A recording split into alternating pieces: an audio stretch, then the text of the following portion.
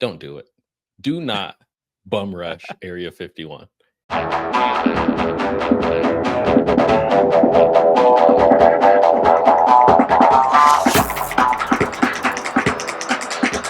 right, everybody, welcome back to Beyond Credit. Today's guest is none other than Lani from CallMeLani. The man has 2,500 subscribers after posting his first video only 8 months ago, which is incredible. So first of all, Lani, congratulations on that. And thanks for being here, man. I really appreciate it. Thank you. Thank you for that compliment. And also thank you for inviting me on. I've been looking forward to this. I'm glad we got it to me work too. out. Yeah, it took a little bit to finally get our schedules together, but here we are finally. And I'm excited. Not everyone watching has no idea how long it's took to get our schedules in sync, but we've been working on this at least a month by now. Yeah, it's been a hot minute for sure. So let's just jump right in, and we'll start with your channel since I mentioned your subscribers.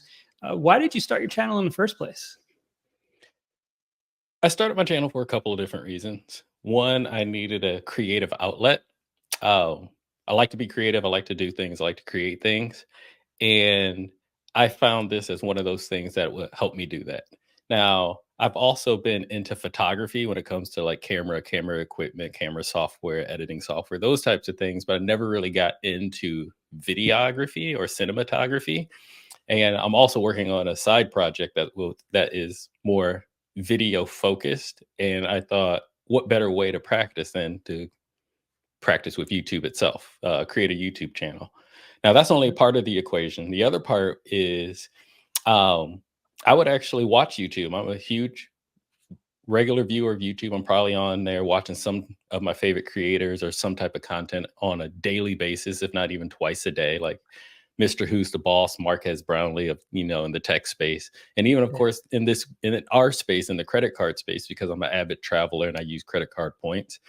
But the biggest thing was probably not hearing my method of travel using travel rewards and credit card points being spoken by any other creators, where it just inspired me to say, hey, I think I have something to share too.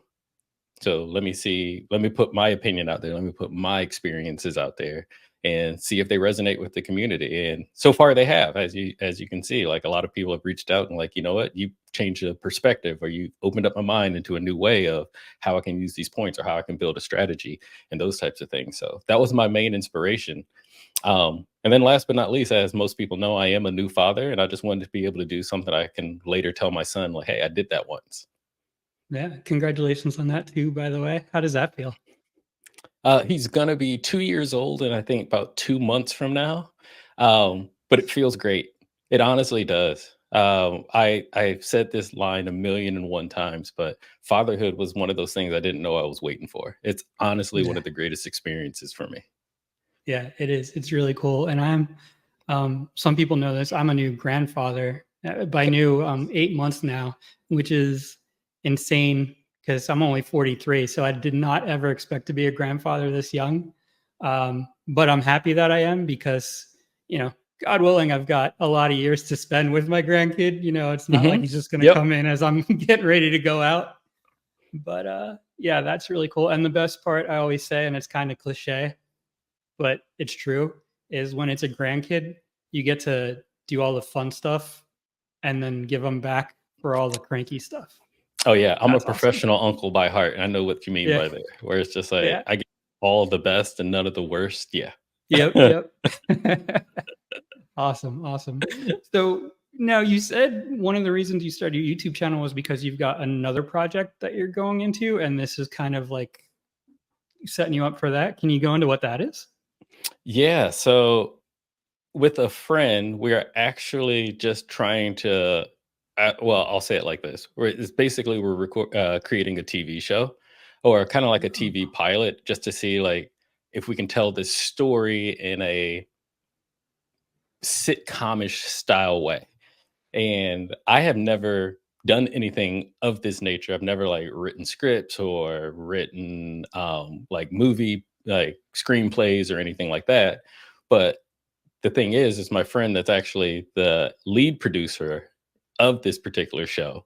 She's using a lot of my life experiences in it, and I'm like, hey, if literally you're stealing like experiences from my life, let me get a piece of this, let me learn how to do this.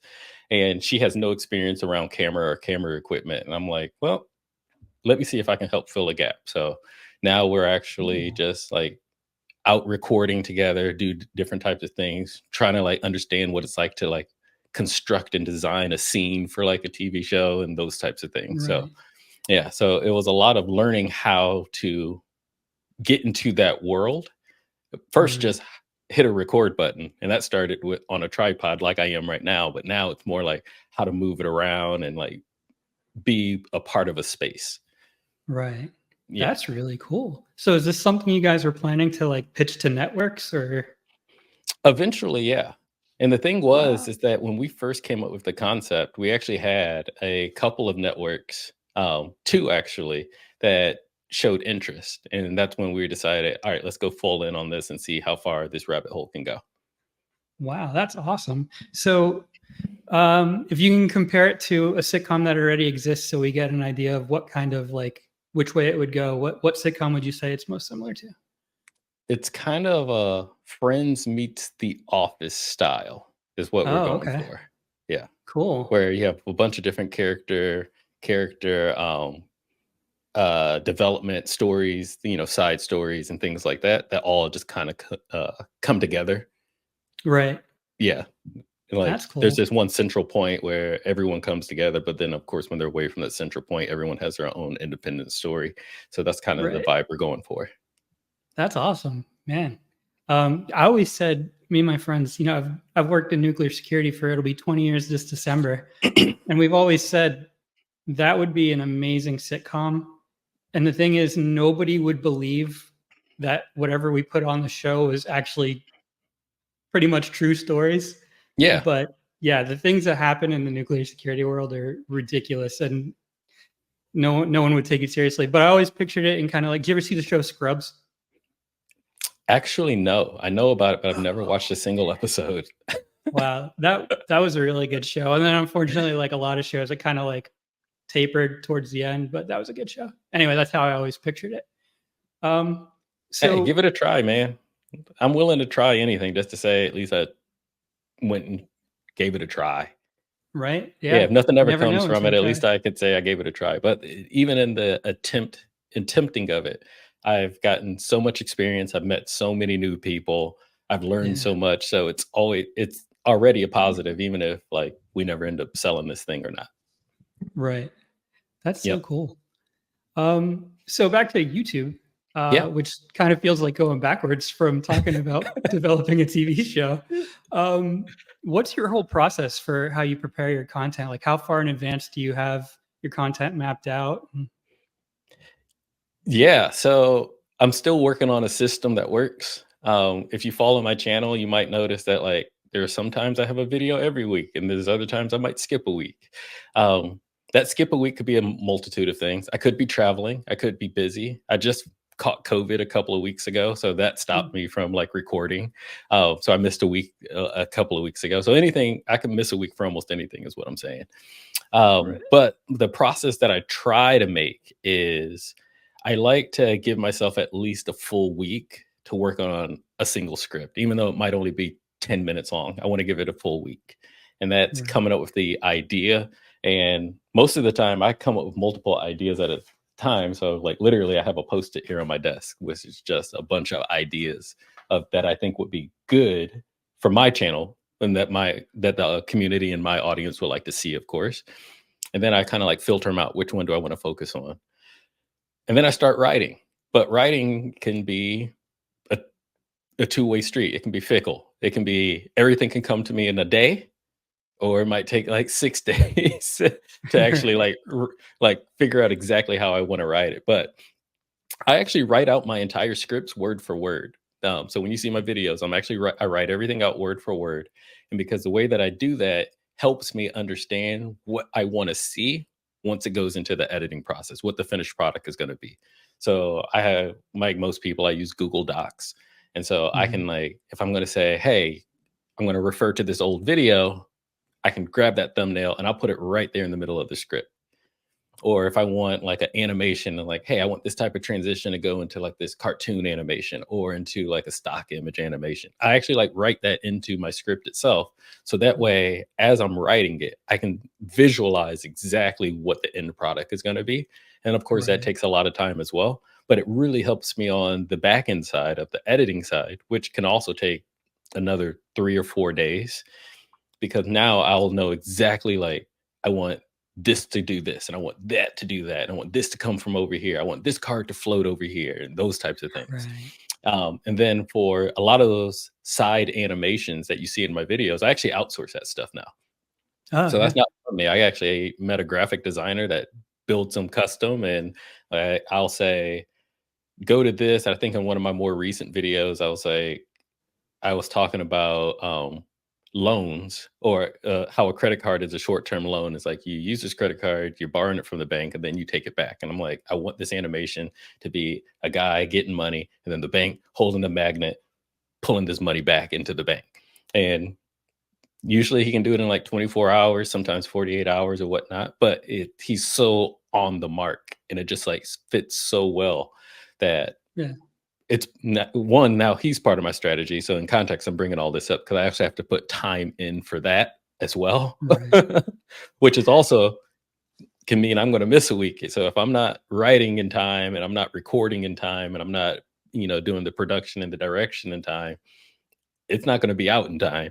And I'm just like, you know what? Instead of like trying to push it out on a Saturday, I'll just keep it. I just wait until like the good day, like a Tuesday or a Wednesday to upload it. But Yeah. in short, that's my process. It's just there's no specific like on Mondays I write, on Tuesdays I do this. It's just Right. right now it's just let it flow, and I'm trying to fix that. I'm trying to create a system where I can actually like fit that into my daily schedule a lot easier. But between fatherhood and work and being a husband and being a son and an uncle and a brother and all that other stuff, I have to prioritize, and YouTube is not going to come in front of my family. So Right. Yeah, that's a lot of the younger guys have it easy because they don't have families yet, so they can just yeah, kinda churn out content. I'm not anal retentive and I'm not a perfectionist in any way. But like I said, I know what I want it to look like. And Right. if I don't get the right shot or I don't do it right, there's times where I'm like, screw it, turn everything back on. I got to reshoot because I want it to Right. be as close to like my vision as possible. Right, right. Yeah. So now oh, go ahead, go ahead. Oh no, I was gonna say just around reshoots. Whatever video I record lasts until it's done. So, as most people know, if you've watched my videos, I have a different T-shirt or a different shirt on every single one. I actually keep the shirts over here in the corner of my office until the video is done, just in case I have to go do a reshoot, which has happened before. That's smart. That's actually really smart. Um, so about the editing, now that you outsource the graphics part, how does Mhm. that work? Do you just edit your video to completion, accept that, and then send him that edit, and then he just drops it in? Or do you send him the unfinished process and then finish your after that? It's a little bit of both, but it's not edit to completion. It's probably edit to about 75, 80%. So I'll have Okay. all the clips trimmed in space, and then like after, because I've already sent to him what I'm looking for, and I might even send Mhm. a reference. Like I might have found someone else that did a similar animation, or a lot of the things that I find or how I get my animations that come from like some of my favorite cartoons. So like I'll see something like Family Guy or Futurama, and I'm like, that's kind of what I want, and I'll take a clip of that and send it to him with all the direction and everything. And now he and I have been working together for so long that we kind of just understand each other. But when I Right. send it to him, I have basically a blocker that says, this is where this needs to go. And so then he knows exactly like the movement that I'm making or anything of that before it gets to that transition. And then of course when it comes out of that transition. So he can actually like create that full animation of, all right, so like he's gonna swipe his hand to the left like this. And so he'll make the animation come swiping in the same way. So that way he can actually Cool. see it and then we polish it up after I get it Right. back, which can take about another half a day or so for the final Right. polish. Yeah. So which editing software do you use? Adobe Premiere Pro. Yeah. I'm still the only one I know that uses Final Cut Pro. I thought about Final Cut Pro because I just bought a new MacBook Pro for editing for my Yeah. YouTube channel. Um, but I didn't hear, well, I'm not going to say I didn't hear anything positive about it. There was a lot of positive about it, but I heard a lot more positive things about Adobe. And a Mhm. lot of, I'll put it like this, everything I've learned about editing, I've learned from watching YouTube. So Mhm. I would, if you go back to like my first few videos, they don't look anything like my last video. And there's a reason because I didn't have the laptop that I have today. I didn't have editing software. And so I actually most of the stuff I learned about YouTube, I actually learned on YouTube, and editing was one of those. So I would find different YouTube creators that their channels were about editing, and a lot of them talked about Adobe Premiere Pro. And in most cases, as most people know, if you leave a comment, a lot of people, as long as it's a legit comment, like one with a tangible question that actually shows interest, a lot of creators will respond. And that's what really took off. So I had maybe like two or three creators that I reached out to. One is a cinematographer, literally in life, and he also has a YouTube channel. And I talked to him so much, which is why I ended up upgrading my camera to the camera that I use now. And the two other ones, one just showed how to do like lighting tricks and editing and like how to use S-Log for color correction and those types of things. So I still talk to her. I still send her messages like, hey, I saw your most recent video. I did that. And then another one is a Brazilian gentleman, and he focuses primarily on Adobe Premiere Pro. And that was the like nail in the coffin for me to go that way, because in his every video that he makes, he drops one like once a week, and every time he'll put like, here's my transition of the week, where it's like some type of weird like the screen flips or like you zoom through a door or something like that. And I'm like, oh, that was so cool. And he shows how he specifically did that in Adobe. And so I'll watch his video, and sometimes literally in the next one, I'm like, that's what I'm gonna do. I'm gonna figure Yeah. that out.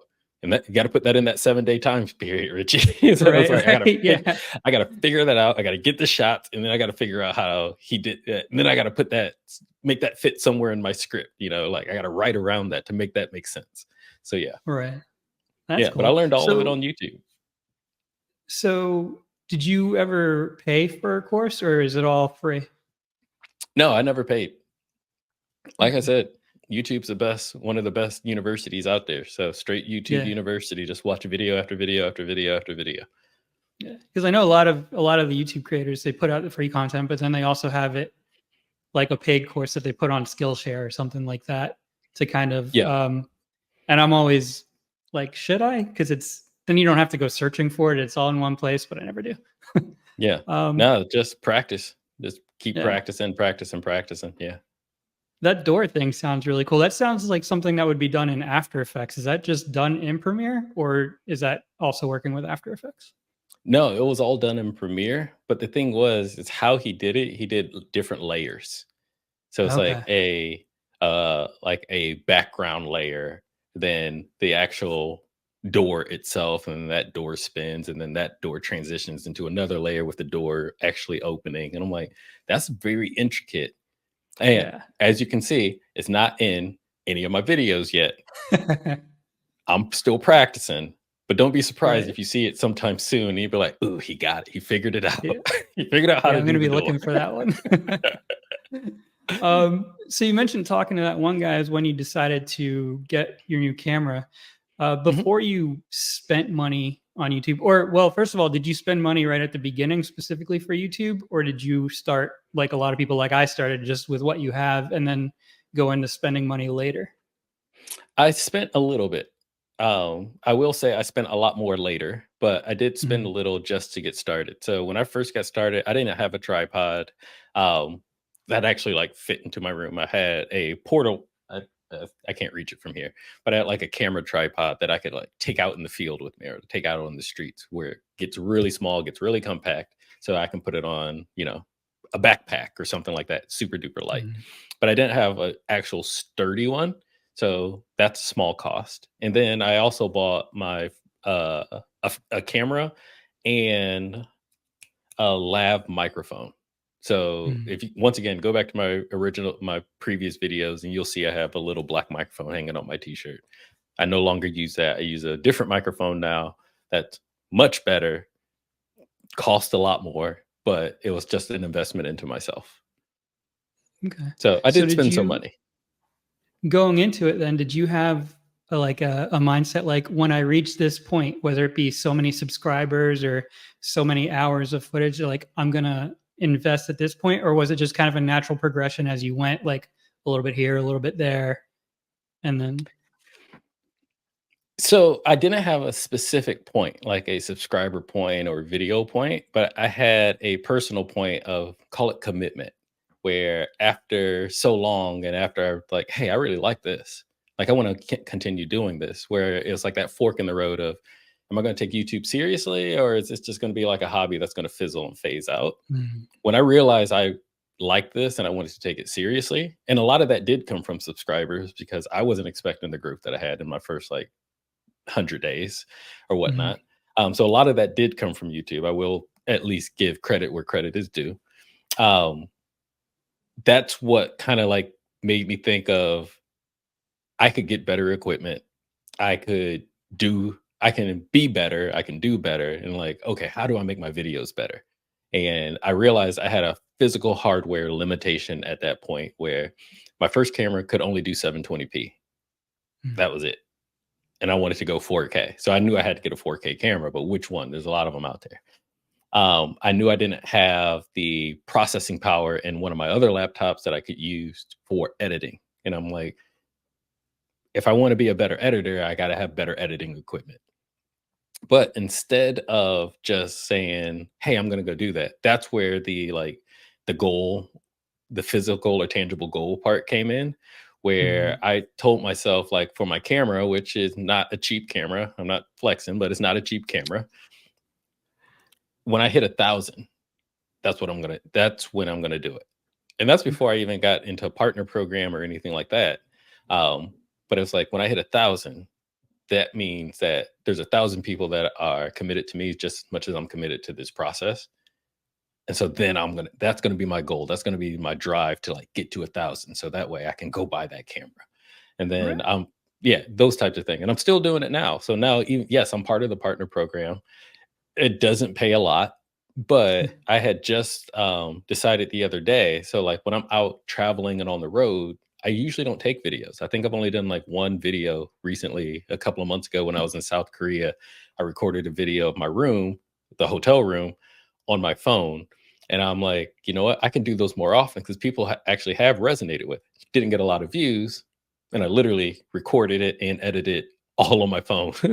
So it didn't get a lot of views or anything like that. It was, but people are like, yo, this is a really good video. I like the way that you did that. So now I'm like, do I want to carry this 2.5, 3 pound camera with me everywhere I go? Or do I want to get something smaller that can still do like 4K 60 or something like that, some S-Log, color correction, those types of things. And so now I'm like, you know what? I'm going to go buy this other camera. And I'll be completely honest, it costs like 700, $800, Mhm. which means YouTube partner program. If I put the work in, YouTube will pay for the camera. It might take 2 or 3 months. It might take 4 months, but that's what I use for motivation to help upgrade my equipment. Because Right. even though part of the partner program, I'm still new. As you had mentioned, I'm just under 2,500 subscribers as we're recording this. Hopefully, by the time it releases, we're above 2,500. But um, it doesn't pay a lot. It really doesn't. And so because of that, and that's not going to pay any bills. That's not going to really like put extra food in my son's mouth or anything. So every single dollar I say I make from YouTube goes right back into it. And that doesn't matter if it's a affiliate link, a marketing link, a partner program, a super chat. I'm just like, you know what? I'll let YouTube fund YouTube because as we already know, before I started YouTube, all my bills were already set. So I don't, as long as that stays the same, I don't have to worry about that. So Right. I'll let YouTube upgrade my equipment. I just know what I want, but instead of just going out and swiping the card, I know we all got credit cards, but instead of just going out and swiping a card, it makes me motivated to put out that content because I know I could get there faster if I put out more videos or if I put out content that resonates more. It'll get more views. more views equal more revenue, and that revenue will eventually pay for something else. So I always keep something in mind of like, how could I upgrade my equipment or upgrade my channel a little bit more? And I just like put that as the North Star. And that's my motivation to like keep pumping out the best content that I can hopefully every single week. Right. Nice. Okay, so I want to talk to you about your background. Did that That was a exist very before long your answer. channel? Yeah. No, but it was a good answer. Thanks. Yeah. That I don't know about anybody else watching this, but that kind of stuff, the behind the scenes stuff, always really interests me. You know, even growing up, like I was a big movie buff. Still, I'm a big movie buff, and I spent Nice. like, I spent my teens like learning about the behind the scenes of my favorite movies, and then that grew into filmmaking in general. And then, you know, not that I ever did anything with it, but I didn't need to do anything with it. Just knowing, knowing how the sausage was made was enough for me. You know what I mean? Yeah. Hmm. So, yeah, cool stuff. But yeah, so that background, was that a creation for YouTube, or were those shelves always there and always decorated like that? No, this is my actual home office. So this is the office I work out of for my actual day job. But no, this is all real. It is not created for YouTube. I mean, there's a obvious. My camera's backwards. For YouTube, Obviously, yeah. there's a couple things for YouTube on there, but everything else was already there. Okay. And I call it the wall of my childhood because everything on there has a purpose, some point or place in my life, and it's primarily somewhere from my childhood. So going backwards again, going back to like Stormtroopers. So this whole section right here is all Stormtroopers. I don't know why I love Stormtroopers ever since I was a kid. The first Star Wars movie is older than I am. Not afraid to admit it. But that first scene when, Darth Vader comes busting through the door and all the Stormtroopers come running out, even though they all get shot down and whatnot. Ever since that particular scene, I thought Stormtroopers were one of the coolest things ever. And that's where my affinity for them comes from, where now I just like to collect them. If I find something, I usually will get it. I have a million Stormtrooper t-shirts as well. But then, like, for example, like my sister knows that. So every year for my birthday, she'll buy me something new that's Stormtrooper. It's like her tradition now. And so like these bookends, my sister got me those for my birthday a couple of years ago. There's another 3D helmet that's turned off up here somewhere, but if I turn it on, it looks like a 3D helmet. Actually, speaking of my sister, this See No Evil, Speak No Evil, Hear No Evil Stormtrooper set, she got me that for my birthday a few years ago as well. So yeah, I just love Stormtroopers. So that's where that whole section comes from. But then over here, I have a lot of my Marvel stuff. I try to keep it organized in some way. But like Iron Man is my favorite Marvel comic book character. And that's because when I was little, I have two older brothers. So I'm the youngest out of four. My sister's the oldest out of all of us. And then I have two older brothers and then myself. My two older brothers growing up never let me touch their comic books. They both were comic book collectors and readers, but they never let me touch it because they were afraid I was going to ruin it. And so instead of letting me like read or play or touch their comic books because they are super duper like, and this is where a lot of my collection, take care of your stuff comes from, is from them. It's like they had the plastic sleeves and like the airtight containers and the Rubbermaids, that were duct tape around to keep like dust and everything from getting. That's how they like, and they still to this day, we still have all this stuff like, Right. like just preserved. But my oldest brother will always read me Iron Man because that was my favorite one. So he's like, "Hey, the new Iron Man comic came out. Do you want to read it with me?" And so, as a 6-year-old, 7-year-old, to spend that time with my older brother, I've always loved Iron Man. Literally, still to this day, I think Iron Man's like the coolest. And every time I like see anything Iron Man, I can look at this helmet every single day. I can look at a T-shirt or anything like that. The first thing that comes in my mind is those memories that I had with my older brother. Him reading those comic books. So I could pick anything off of this wall, and some way, in shape, or form is going to have some type of story back to my childhood. That's awesome. That's awesome. Well, first of all, Stormtroopers are just cool. Like it's built into the essence of what they are. They're just cool. No one can look at a Stormtrooper and not think that that's awesome. Let me ask you this: what is your favorite kind of Stormtrooper? Obviously, for me, it's Imperial. So, but cat's out of the bag there. Yeah, I was gonna say the same. I was gonna say it's probably a boring answer, but I just like the standard, a New Hope Stormtrooper. I do like the speeder bike troopers The from Scout Return of the Troopers. Yep. Jedi. Yeah, Yep. Scout troopers. Thank you, thank you. Yep. Um, I got you covered. but yeah, yeah. But if I was gonna invest money into making like one of the legit uniforms, it would just be the standard New Yep. Hope straight down the line Stormtrooper. Yeah. Now let me If it's ask not, you. uh-huh. Oh, go ahead. Go ahead. No, I was gonna say if it's not an Imperial, I gotta lean this way. It'll be a Sith, the red ones. So Oh yeah, I do like the Sith troopers as well, but they come in a very close second. yeah, Well, not too close, but the First Order Stormtroopers I just think are a joke. So I do have a couple of yeah. First Order ones, and they're all the way down here at the bottom of the shelves. They don't get top shelf.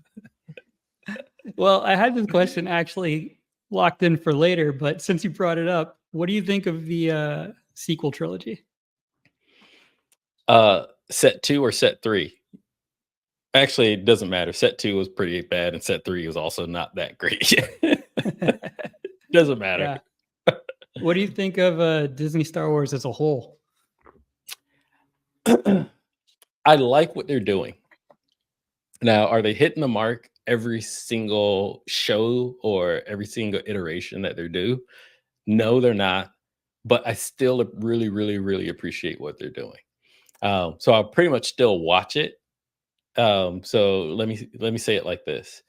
So right now on Disney Plus, there's the Acolyte, and I understand Mhm. the story behind the Acolyte, but is it hitting the mark? No, it's a little bit off it's a little bit left of the bullseye, but it's still Mhm. enjoyable to watch and understand the lore and the like the mystery behind it because they're introducing a new part of the timeline. They're introducing the new characters, things like that. But are they telling that story in the best way possible? No, but could that be because they had child actors? Not that I got anything against child actors, but they just don't have that maturity and that experience as like a Brad Pitt does, for example. Right, right. That's all I mean. I'm not against child Yep. actors. But then you have shows like The Bad Batch. And yes, Bad Batch is animated, but The Bad Batch, I thought, is by far one of the best written, like animated, like the Clone Wars style series. The Bad Batch Mhm. is literally one of the best written ones. And I wasn't expecting to like it because I didn't like the Clone Wars animated series, or even I forgot what the second one is called. I didn't watch that either. I did watch it with some of my nephews because they were really into it because it's animated and they're young. But the Bad Batch, I thought this is probably one of I'll watch Bad Batch before I watch Mandalorian. I'll say it like that Okay, because it yeah. was just that absolutely good, especially like the Right. timeline of what happened when it started right at Order 66 and how they just pivoted that entire storyline over what 3 or 4 seasons. I thought it was absolutely great. And then like Omega's character arc was absolutely Mhm. great as well, where you'll probably see her come up in some other show or something else like that Yeah. anytime later. And then of course like Mandalorian is there's been some seasons that weren't so great. But overall, how they fit in Darth Gideon, the Black Saber, that missing part of the storyline into the Mandalorian, I think is absolutely great. And then the Yeah. last part is the video games. So I'm not a huge video game person, but I remember getting the first Star Wars Jedi. It wasn't Jedi Survivor, Fallen Order, Yeah. where you didn't know what happened between X movie and Y movie in this particular timeline unless you played that game. And I thought that was genius marketing to start bringing in continuity from different parts of the ecosystem of saying, if Right. you want to actually know what happened at this particular time, you have to understand the story of Cal Kestis in a video game.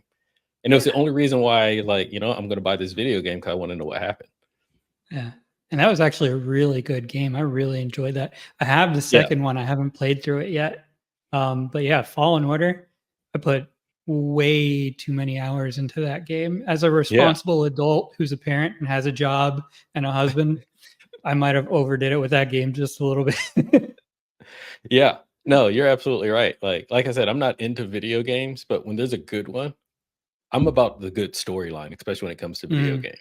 So I don't like play every single day. I'll probably play maybe 2 games out of the year, but I am king for a good storyline. And that storyline was up there with like Red Dead Redemption 2 or the Spider-Man games from Insomniac. It was yeah, just that good. So yeah. I probably Um, just listed off the 4 video games I actually own. um, so what was your favorite Disney Star Wars? Whether it be a movie, TV show, like if there's one thing from Disney's content, you're like, that's the one. If everything else went away, I'd be okay with it as long as I still have that. Bad Batch. Bad Batch, yeah, Keep Bad Batch. I still rewatch that. I'll go back to the beginning and rewatch it. It's that good. yeah. One thing I noticed about the animated movies, both before Disney, because Clone Wars was before Disney, Mhm. and then Rebels was the one I think you were Yeah, referring to when you couldn't remember the Rebels. name. Yep. Rebels and Bad Batches, they all start off, at least in my opinion, they all start off very kid-like. But then by the time, as the show goes on, and by the time they get to the end, they become very mature, and the story gets very deep and really good. Like, for example, with the Clone Wars, the Mortis arc. Sorry, guys, we're gonna Mhm. get really nerdy here, so I apologize to anyone who isn't into this stuff. But Chapters are yeah, down below. yeah. The Mortis arc from Clone Wars. Rebels by the end, I didn't watch the first season, Yeah. but going on from season 2 on, it got very deep, and the interactions and story between the relationship of Ahsoka and Anakin Darth Vader. There were some moments later in that show that were like, you know. And then Bad Batch. I haven't watched the last season yet, but absolutely, like the end of the first season when the Empire destroys Camino. That was mind blowing for me. I was like, this is excellent storytelling. Mhm. Yeah, Yeah. 100%. All that said, I have to say, if I could only pick one thing from Disney Star Wars, it would be Rogue One, and specifically only the last 2/3 of it, which is probably a weak answer. You're probably internally like going, "Oh God, why am I even talking to this guy?" But I No, don't know, man. There's actually. something about Rogue One that I dig it. I like it. So I wouldn't put Rogue One too high on my Star Wars list, and that's no offense to you. But there's one thing I respect about Rogue One more than anything is because of course, it was created and produced and recorded after all the of course, before the final 3 set, but before the other 6 movies they were already done Mhm. and over with. And so, like, there was all this stuff that was already in place, and you can't just make another movie and add something to it or change anything because we gotta all be like, "That's not how it originally happened." First off, Right. they hit that out of the park by Mhm. recreating the original aspects from a different perspective. But the one thing I really love is that they knew what they were doing, so every character had to die before the end of the Right. movie. There's Right. no way anyone could survive. Everyone had Right. to die, and I'm like, "I see what y'all did there. I see what y'all Yeah. did there." Yeah. And I actually remember going into the movie before it came out, like leading up to it, there was a lot of conversations about, is Disney going to try and like keep someone alive and just have them off somewhere else, because it's Disney, right? Is Disney really going to commit to killing everybody?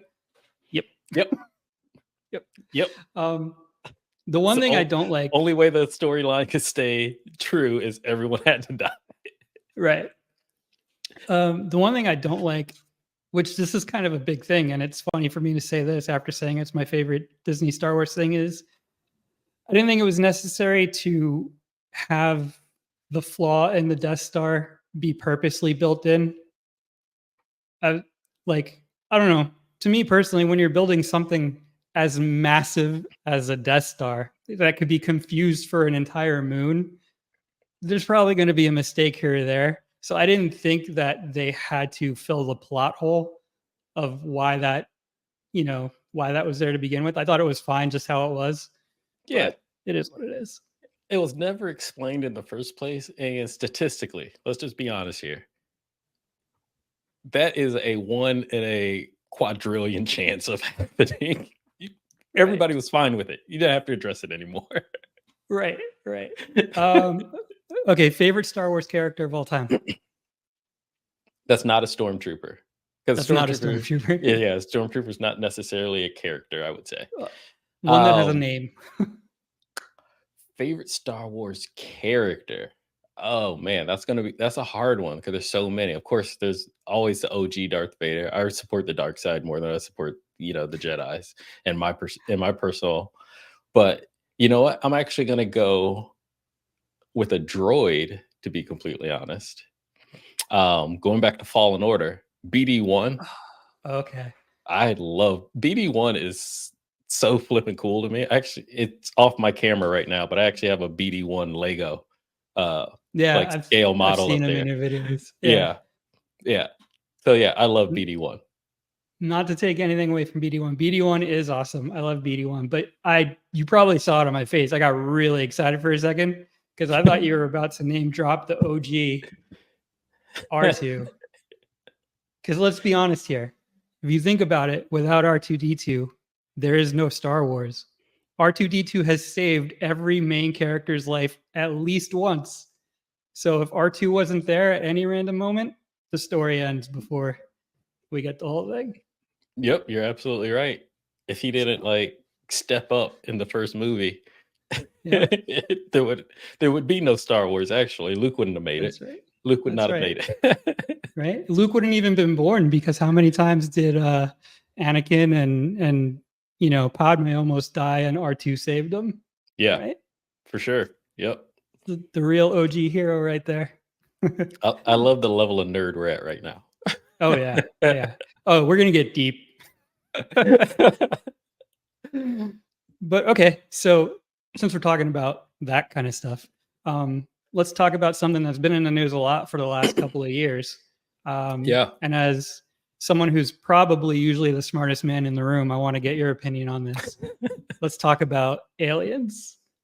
Okay. So first and foremost, do you believe aliens just exist in general? So I'm going to flip that question on you. I'm not going to say that I yes or no believe that aliens exist, but I don't believe that we are the sole life in this universe. Mm-hmm. Like the amount of, once again, going back to that 1 in quadrillion, like how much stuff actually had to happen, what asteroids had to hit what to create life on this planet, if that's how it happened, unless, some like in Prometheus, some alien drank some poison and that created life, whatever you want to believe. It's up to you. I can't prove you wrong. Can't prove you right. It's like Schrodinger's box. But Right. to think out of all the stars, all the planets, all the galaxies that are out there, that we're the only one that created some type of life, I can't believe that. So I can't say that aliens exist, but I can say that is there other life out there? I believe so. Right. It's just almost impossible not to come to that conclusion. But that said, do you believe life forms not of this earth have visited or are currently visiting here? That's a good question. Huh. No one's ever asked me that before. Do I believe any other extraterrestrial life form has ever visited Earth before?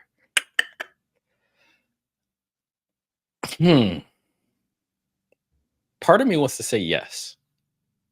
Now, is it a bipedal humanoid life form? Probably not.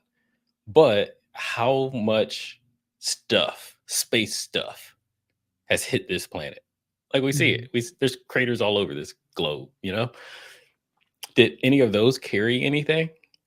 Potentially. There's a very strong chance of that answer being yes. And if you consider that as life, then my answer is going to be yes. So I'm going to get slightly scientific on you. But if you're talking about like, yo, did some aliens come by and help us build the pyramids? Nah, I don't.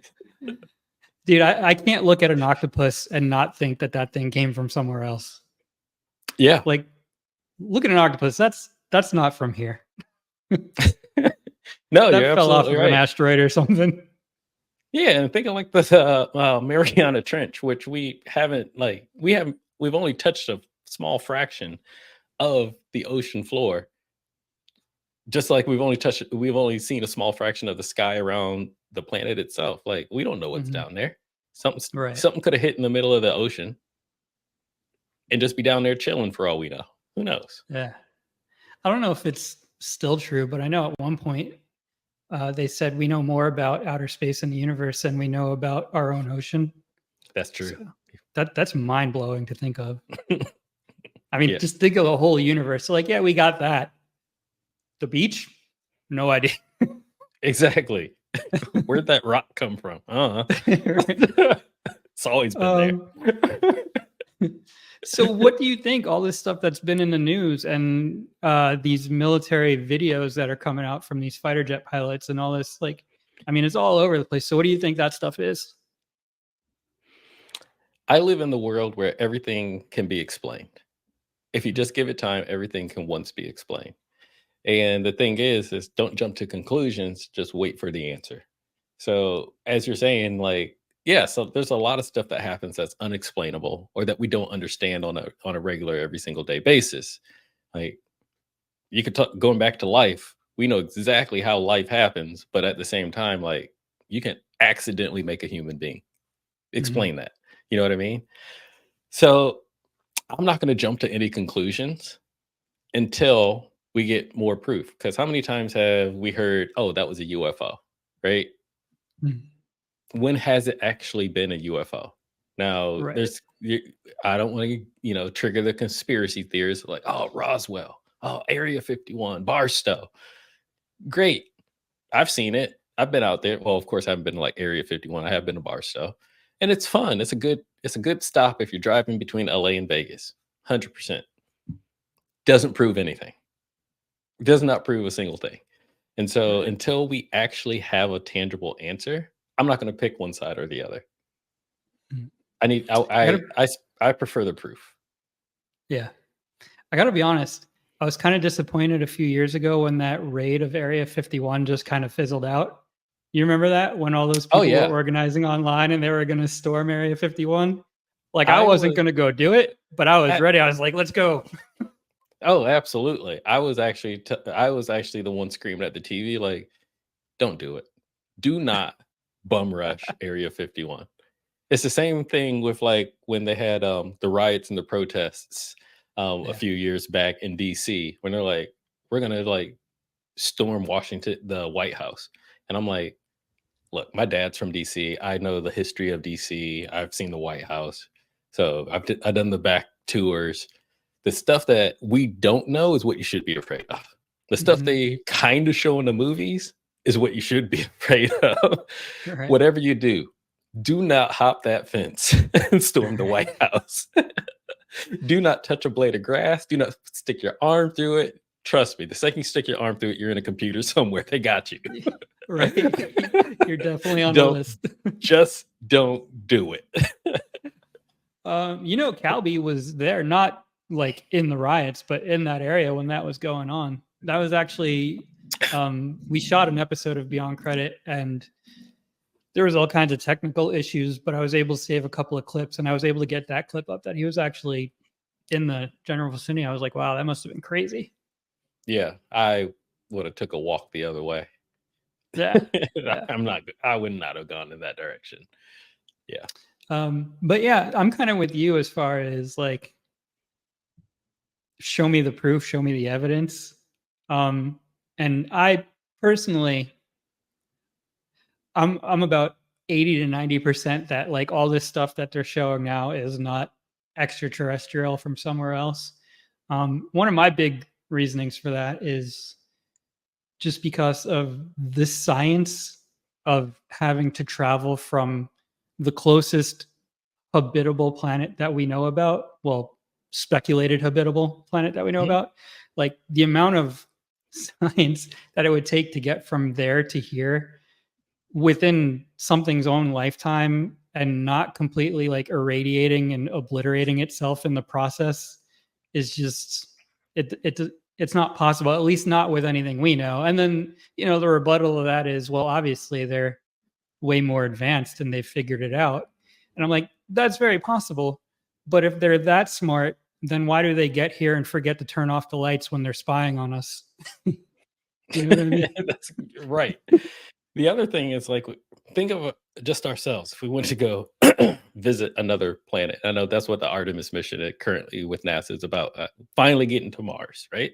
Yeah. First back to the moon, and then finally getting to Mars, and how much that actually takes just to keep us alive to be able to do that. Now, wherever, let's just hypothetically say some alien culture exists on some far distant planet, whatever their planet is, that planet supports their life, and they would have to do the exact same thing. And like you said, travel over how many miles, light years, the amount of time that would take to actually be able to do it. It just, yeah, as you said, it just does not sound feasible. Now, I'm not going to say it's impossible. I'm not going to say there is not there is not an advanced alien race out there that has the technology to do that. Once again, show me the proof. I don't know, so I'm not going to answer the question. I'm just saying it could be, but I will say if a alien race was able to do that and showed up on planet Earth, if they already have all that technology, we're done. It's over. Just yeah. Just jump at that point. Right. We are not gonna win. If they're like, all right, we're in here now. I'm like, all right, cool. What's up? You need me to scoot over? Like, there's nothing we can do. I mean, think about it. Even us as humans, we're not built for this planet.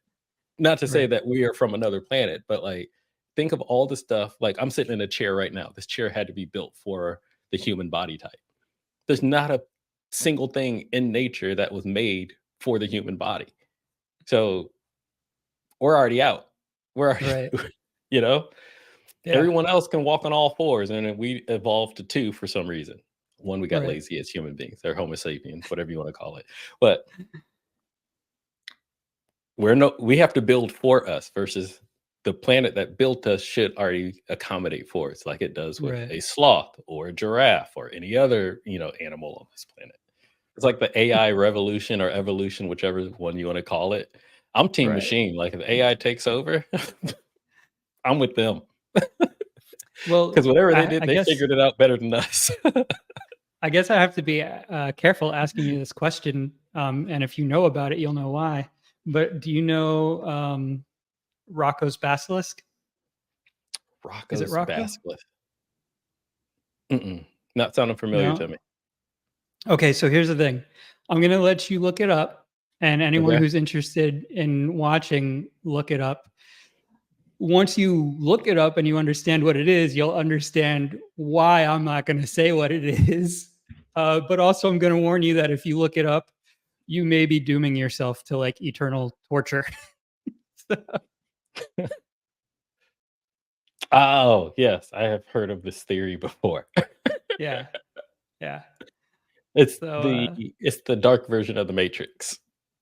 Yeah. Basically, okay, I'll go ahead and say it. If you don't want to know, I'll put a timestamp on, skip to that timestamp. But basically, the fundamental concept of Rocco's basilisk is the computers are going to take over, kind of Skynet kind of thing. And kind of already there. And it's going to know it's going to know whether or not in the past you supported it taking over or if you didn't. And if you did, great, you're okay. But if you've ever been against it, tried to work against it, spoke against it, it will basically torture you forever. Like endless torture and torment and, the computer version of hell, I assume. So having this conversation puts us all in one of those categories right there. Yep. Sure does. So that's kind of crazy. Yeah. I know I still say please and thank you to my Google Home. Right. Yeah, exactly. Hey, how are you this morning? When I walk by it, it's like, good morning, Lani. Oh, good morning. Yeah. Dude, anytime, I don't know if yours do it, but anytime like my smart lights either turn themselves on or turn themselves off or something like that, I'm like, oh, here we go. Yeah. When they start finishing your sentences for you. Yeah. Yeah. Yeah. Okay, but we're kind of already there. Team machine. Yeah. Team machine, 100%. But going back to the aliens and what these things that we're seeing in the news possibly are.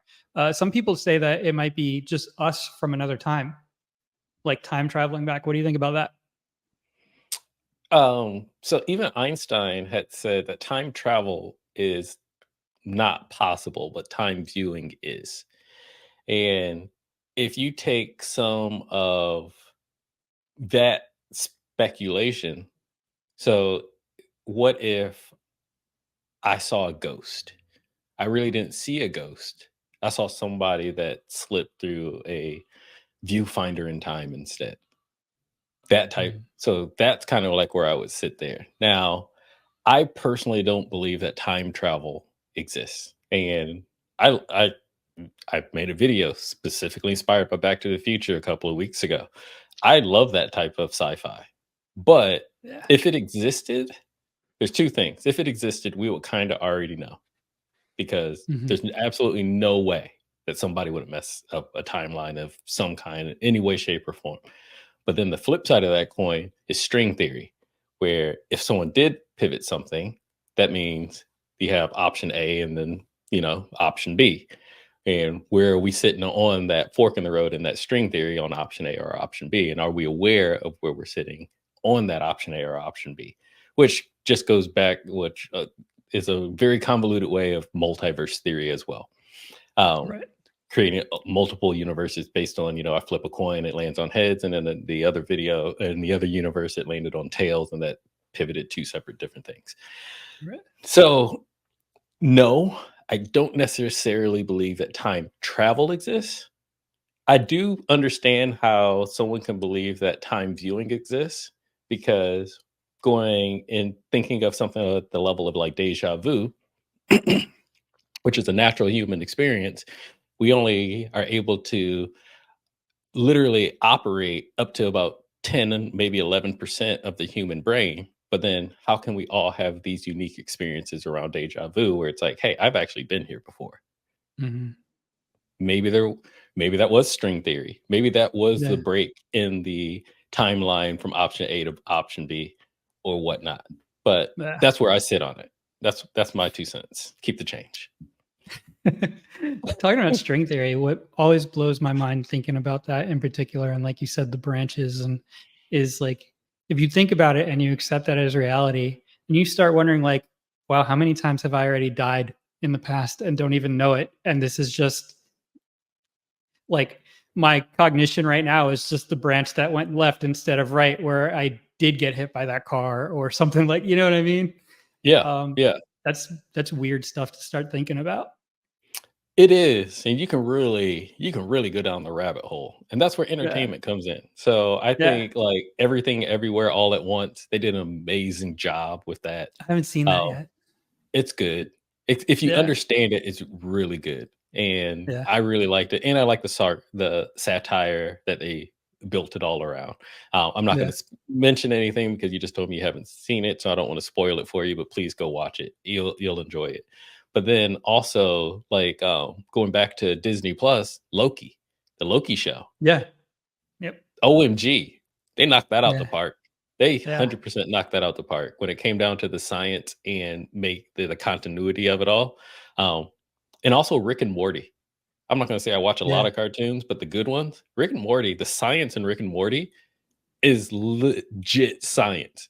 And Yeah. I think I really like it because it's very inclusive, that show. Same as Futurama. The science is 100% on scale. It's on point. Like even Neil deGrasse Tyson watches Rick and Morty to the point where they make it entertaining if you understand it or not. It's just entertaining. It's entertaining Right. for the sake of being entertaining, but it's also correct, which I really enjoy. Unlike Back to the Right. Future, which is incorrect but also entertaining. Right. I think I might be wrong, so don't quote me on this. Somebody will check me in the comments, I'm sure. But I think the producer of Rick and Morty was also the producer of Scrubs, which I brought up earlier. Yeah. Also Um, used to work for Marvel, like worked from phase one or phase two of the like yeah. Marvel series as well. Yep. Yeah. Yeah. So yeah, I'm with you though as far as time travel not being possible. And one of my big things is nobody ever talks about this part, like in movies or TV shows or comics or anything, but not only the speed that the Earth is traveling around the sun, but the speed that the solar system as a whole is traveling through the galaxy, and then Mhm. the speed that the galaxy is traveling through the universe. Yep. Like, if you were to time travel anywhere, forwards or backwards, you're just gonna pop up in the middle of space. If there's not gonna be anything around you, Yeah. most likely. Depending on how it works, absolutely. You're just Yeah, gonna land, right. you're gonna, like, pop out in the stratosphere somewhere, and Yeah, you're like, "Wait, yeah. how'd I get here?" Like Marty would, the flames would kick up on the tires, he'd disappear, and then he'd reappear into just blackness. Yeah, pretty much. Yeah. Talking about this kind of movie things, what are your favorite movies? Oh, my favorite movies. That's a long list. I love movies. I Top love 5. movie I love movies more than anything. Top 5, not in any particular order, let me say it like that. So it's not like my best or my number 1. Um, Total Recall with Arnold Schwarzenegger is definitely in my top 5, the original one.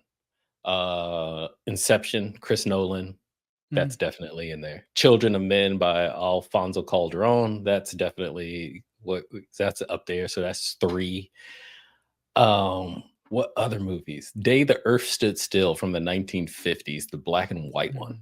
I absolutely love that movie. Um, Orson Welles. And one more. What's another one? Oh, why do I gotta stop at 4? Oh, I'll think of it. Yeah. I'm really trying to think. I wanna give you some good ones. Alright, give me a minute. I'm gonna think of the next one because there's so many, but I'm like, what's gonna be the 5th one in my top 5? Well, while you're thinking, I will say that is a really good list, and it surprised me. I wasn't expecting those ones, but yeah, I agree with you. Those are all really, really good movies. Yeah. Yeah, I could sit Um, down and watch those any day of the week. Like, I might yeah. just like, if I heard it come on right now, like, if it came on, like, TBS or something, we might have to stop this whole thing. I'm like, I'll be right back, Richie. I'll be back in 2.5 hours." We'll just, edit it out. Um, Uh, yeah, I can't think of a 5th one right now. That is, like, just my instant a 5th instant go-to. There's just so many. It might actually be Back to the Future. The 2nd one. yeah, I like the 2nd one the most because that's when they went to the future. yeah, Yeah. yeah. So it might be It's that might be in there too. it's mind blowing to me that we're past that now, Yeah. right? Actually, no. Back to the Future dropped to 6. The first Jurassic Park would be my number 5. Oh yeah, Yep, that's it. The that's a first Jurassic great Park. movie. Yep. That's a great movie. I remember my dad picked me up from school, and we went straight to the movie theater the day that came out. Yeah. And what's crazy is how good it still looks today. Yes. Like that movie has not aged at all. It looks amazing. It looks better than a lot of the stuff that's coming out today, which is just mind blowing to me.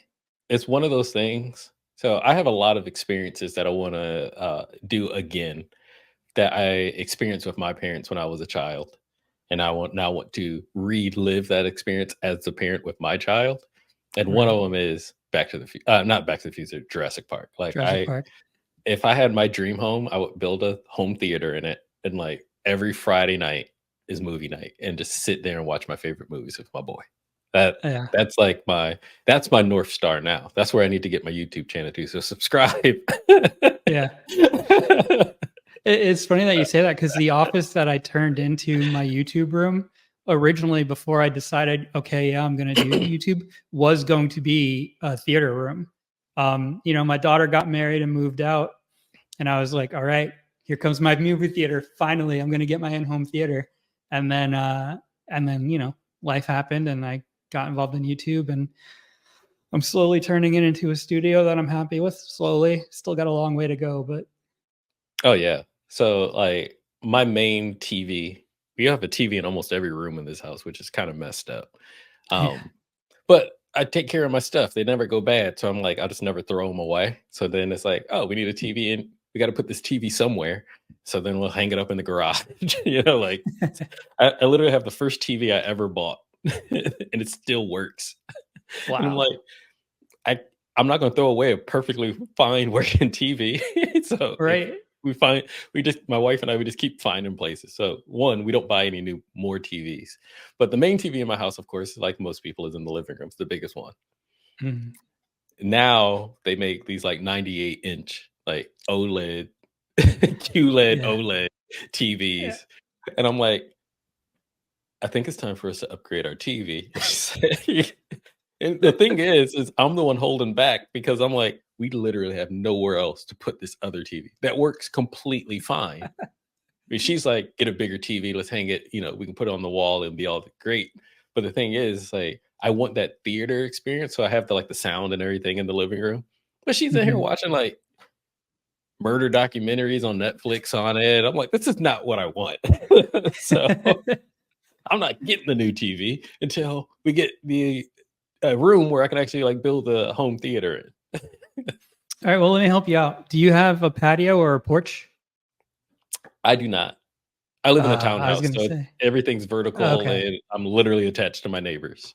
Okay. I was gonna say if you don't have a TV out there yet, just last year I put a TV out on my patio, which is awesome, except that I live in South Florida and it's usually 90 plus degrees, so that kind of Yeah. takes the fun out of going out there to watch TV. But And with a townhouse at the same time, like, especially now that I have a young kid and there's other my neighbor on this side of me, um, their kids are all older. They're all like teenage, off to college. But the one on the other side of my house, um, they have one daughter that's 7 years old.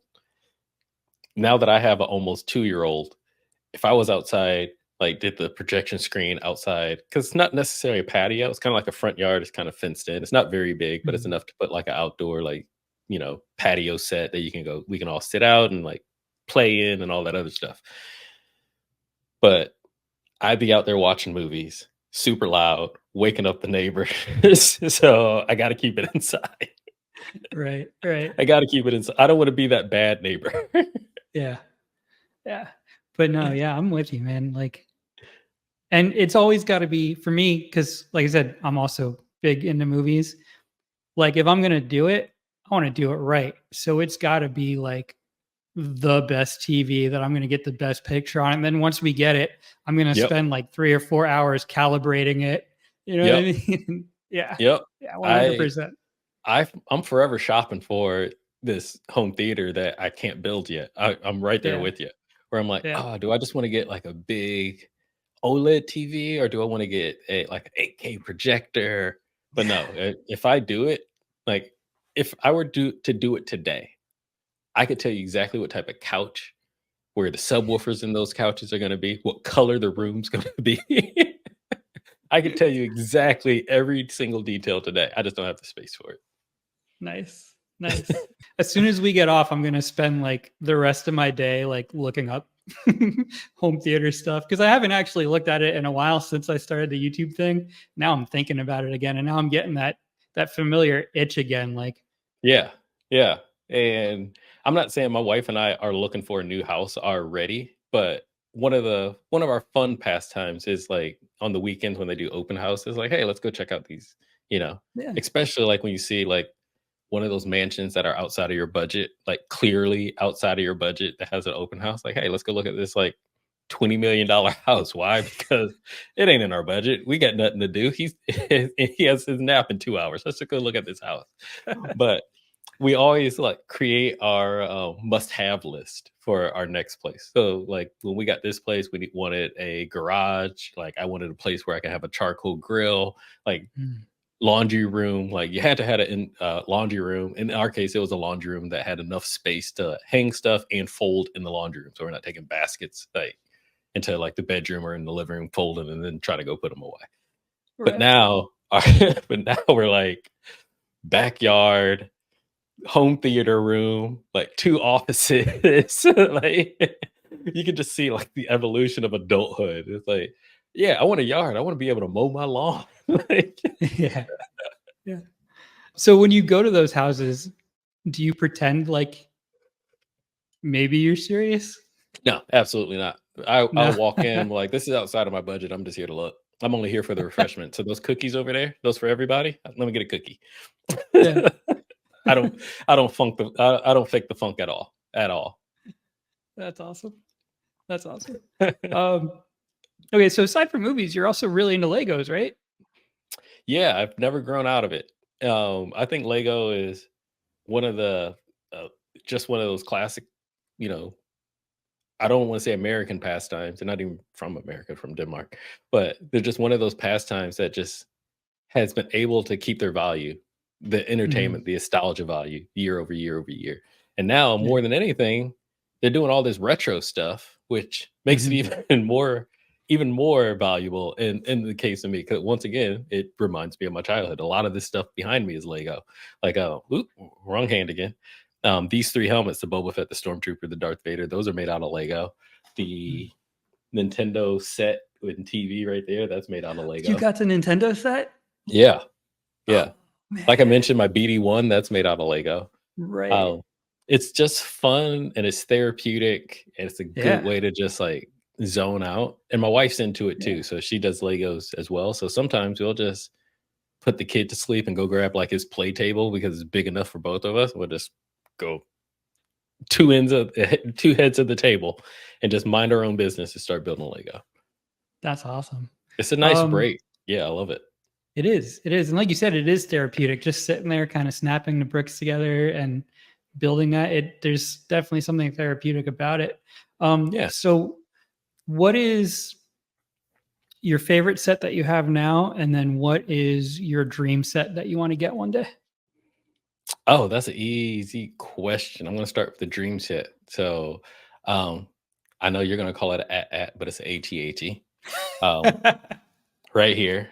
So Lego makes an ultimate collector series that costs Yep. like $900. Things like Yep. 4 feet tall, and I want it, but I Yeah. have absolutely nowhere to put it once it's finished being built. It would literally have to sit on the floor. Like, it's that big. Um, to the point where even my wife's like, "Just go buy it," because, Lego will retire sets, and then once they're retired, Right. either the value goes up or you'll never be able to see it again. So she's just like, Right. "Just go buy it and literally, like, go put it in the garage. Just put it in a garbage bag and put it in the garage and just save it until we get to that next house that has the space." And I'll say it like this: wherever it ends up going, I'm building the space around it. Yeah. That's like, that's how bad I want it, and that's how big it is. Yeah. Now, my favorite ooh, that's a good question. Good question. Favorite. I don't know if I would have to say one of my biggest ones would be my BD1. I really like BD1. I Mhm. also have the Adidas Shell Toe, the shoe made out of Legos because I collect Oh, shoes. And my wow. mother-in-law actually got me that for Christmas a couple of years back because she knows I like shoes. She knows I like Lego, and that gift just hit the mark. Um, I'll say it like this. So it won't be my favorite, but it's one I anticipate most. So I actually have the Star Wars Moss Eisley Cantina Lego set Yeah. sitting over here, and I can't build it once again because I have nowhere to put it. My shelves aren't deep enough, so it would literally like not fully fit on those shelves. So I just Right. refuse to Right. build it until I have somewhere to put it. But I really anticipate that one. And I literally just bought the Lego G Wagon, the Mercedes Benz G Wagon, maybe a couple weeks ago because G Wagon is my favorite dream car. Haven't bought one yet. It's not practical. It gets 13 miles a gallon. I don't drive. It takes me 20 minutes if I drive to the office. I don't need it. It's not practical, but I want it. And so I got the Lego version of it. Nice. just to like, keep me inspired to be like, you know what? Sure, I got $250,000 to blow. I don't. But if I can't have the real one, at least I got this one. Right. Right. My favorite one that I have now is actually it's kind of dusty actually, but it's this version of the X-Wing. Oh yeah, I remember Um, that one. yeah, I like this one because my wife and me actually built this one together. Like, it's got the wings that open and Yeah. R2. Mhm. So this is a favorite one I have now. But yeah, the Ultimate Collector's Editions of the Star Wars, I go back and forth between what I want more. There's the Millennium Falcon, which looks Yeah. amazing. There's the You gotta hang AT-AT, that from the which, ceiling. yeah, yeah. Like I said, the AT-AT, which I will say, I researched before coming into this interview, and I planned on having a whole conversation about this separately. But since we're talking about it, AT-AT, AT-AT, and Imperial Walker are all said canonically in some version of Star Wars. So technically, they're all correct. And Yep. as someone who really cherishes my time management, AT-AT is the fastest one to say. Nope. AT-AT. Because then, like, if what's that? ATSTA? No, it's ATST. Yeah, it's an ATST, obviously. It's ATST. So you're also in the Rubik's Cubes. Yeah. I don't know why I love them so much, but I am. So it's almost like, once again, going back to therapeutic or therapy, Mhm. it's kind of like my break from the way to just like break away from everything. Mhm. Where if I'm sitting here working too long, I want to take a quick break, I'll solve a Rubik's Cube. And usually, like while I'm working, especially like if I'm in a meeting or something like that, you'll probably, I don't know if you can hear this through the mic, but I'm usually off camera, just like scrambling it up as someone's Yeah, talking to me, yeah, just yeah. so I know, I was like, oh, I can solve it later. But my son is starting to get into them as well. So I actually have a collection. Also, you can't see, I can't lean far enough, but it's on the shelf literally directly behind me, where there's probably like 7 or 8 of them. And Right. he'll come in here and he'll just mix them up for me. So if they're like already solved, he'll just come in and mix them up, and then he'll walk around the house, go play or whatnot, and then before he goes to bed, he'll come back and put them back. And then so like in the morning, I'll come in. I'm like, oh sweet, I got like 4 of these things to solve today. But yeah, he even enjoys it as well. I think it's only because he sees like I enjoy it so much. But Yeah. I'm trying to teach him how to solve it as well. He only knows like the first maybe 20% Oh of yeah. what to do. Yeah.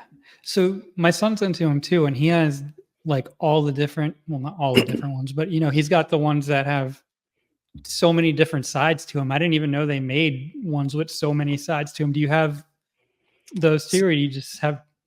So I like to stay classic. The one I have the most of is 3x3s, which is the Okay. standard Rubik's Cube, that is. Right. I do have a 4x4 over there and a 2x2.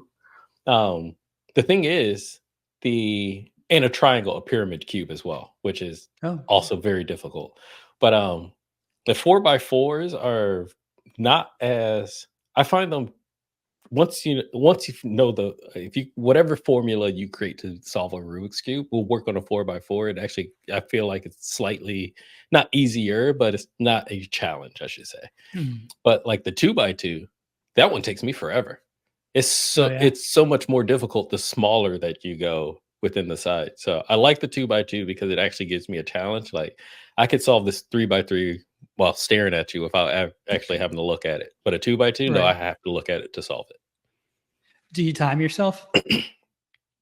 Not regularly. I know I can do it less than 30 seconds, but I've never like really timed myself.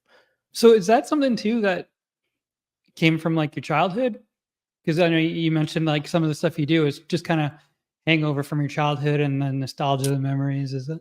No, actually. So I learned that I got into that kind of over the pandemic. So I had went Okay. home and I visited one of my friends who also has children, and his daughter, or their daughter, at the time was 5 maybe. And so my friend, her father, he liked Rubik's cubes and he knew how to solve them. And so he taught his daughter how to solve them. And so I'm sitting on their couch watching literally like a 4 or 5-year-old solve a Rubik's cube, and I'm like, I don't know how to do that.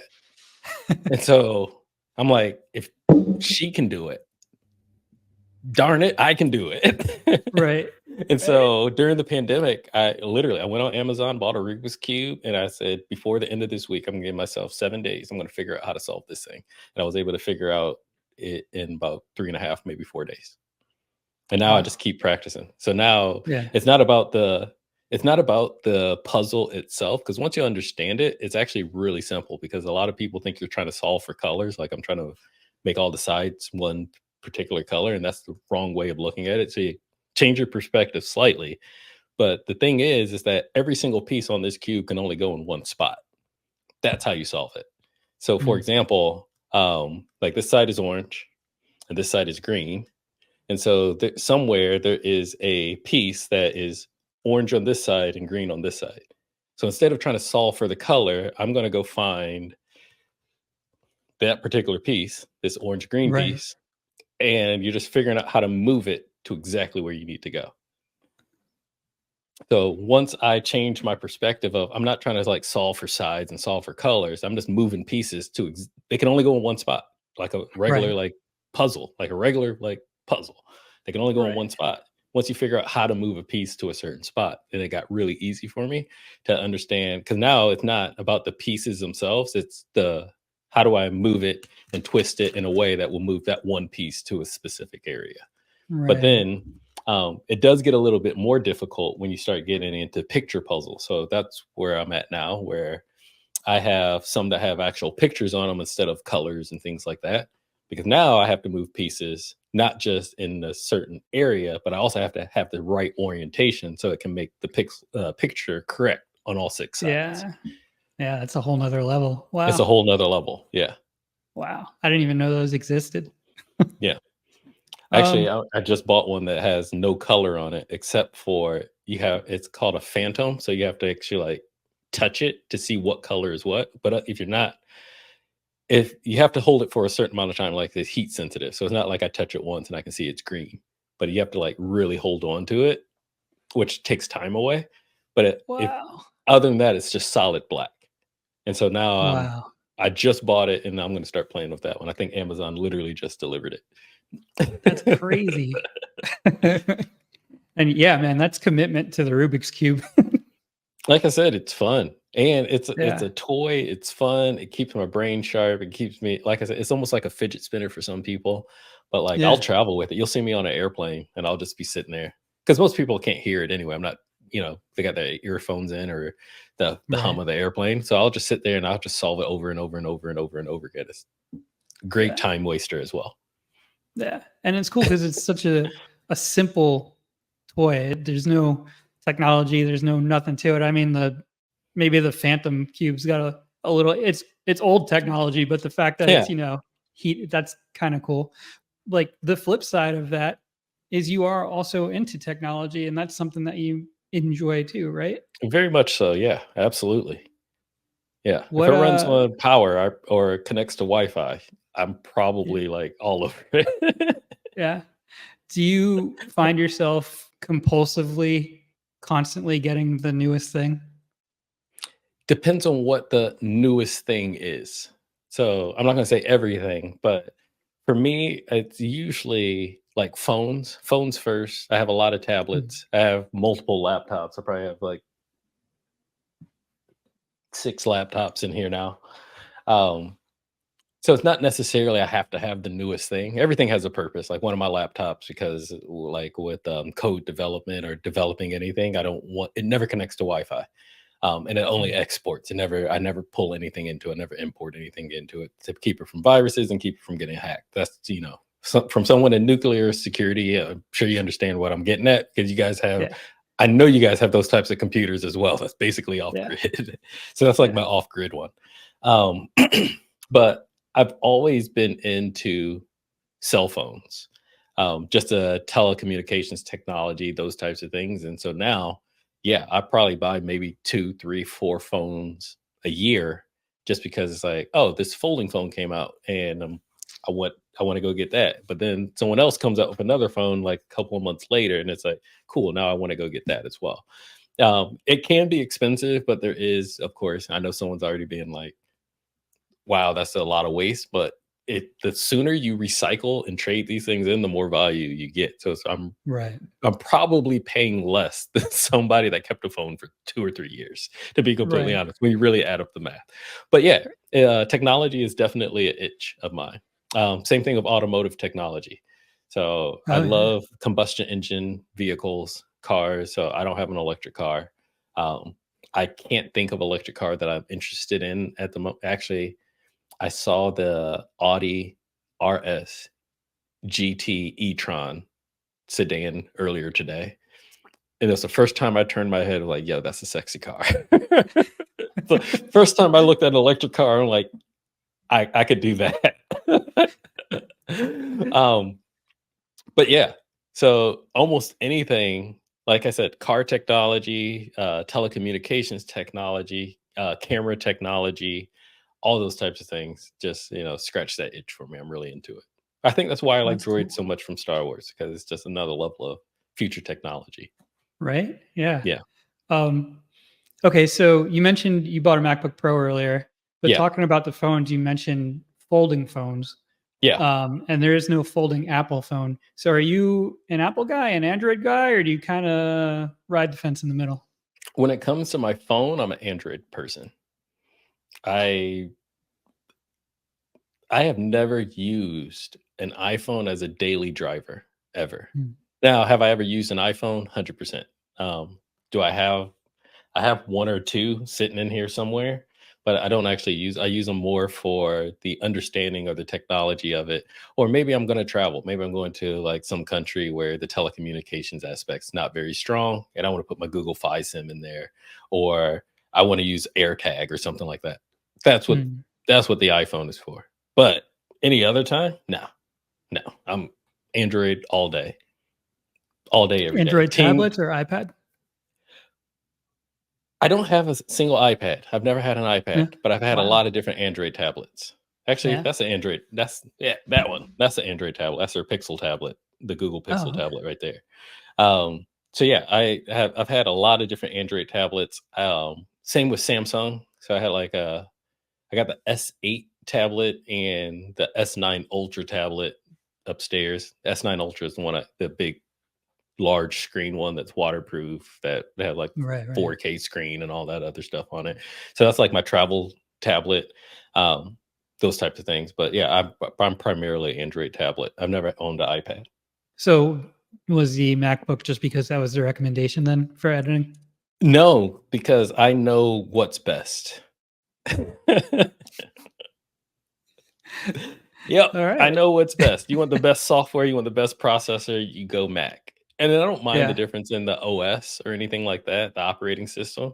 But I wanted the top tier processing power, the one that's going to run best with the softwares that I need. It has longevity, and unfortunately, that's not Windows, that's not PC. So yeah, I can bow down and say that MacBooks are probably the best consumer computers on the market, but I don't think iPhones are the best consumer phone on the market.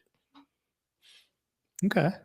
And now for your work, you mentioned earlier you do a lot of work at home in your office. What do you use for that? Do you use a Mac or a PC or?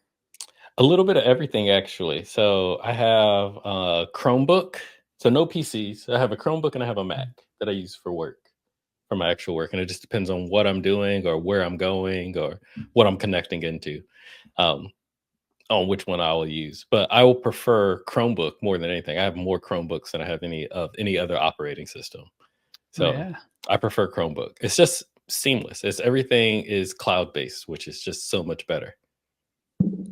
Do you ever run into a situation where maybe you lose internet access and then you're kind of stuck? Yeah, but then I just turn the hotspot on my phone. Oh, there you go. Working from home, what do you do for your job? So I do business development and partnership development for a undisclosed company that I will not name. Um, Okay. and I absolutely love it. It's so fun. But if going back to the movie conversation or the television conversation, we've all seen like these negotiator movies or these headhunting movies, like large company A and large company B are trying to get some deal and they bring this, outside person in to like negotiate and close this deal. That's literally what Mhm. I do for a living, where I get Wow. to like close like these work with different types of brands and companies. So like if McDonald's and Burger King said we want to make a Big Mac Whopper, I'd be the guy to come in to like create the execution strategy, the marketing strategy, and close that deal, the contracts and everything to get that across the line. It's funny that you said that. Do you remember? I think we're around the same age group. Do you remember like decades ago, McDonald's came out with their version of a Whopper and they called it the Big and Tasty? Yeah. Do you remember that? Yeah. But no, that's really cool. So how did you get into that? Um, I kind of fell into it, to be honest. It wasn't like something I like was striving for. It's one of those jobs that I never knew existed. Like I said, I kind of knew they existed in the cinematic world or like in the entertainment world.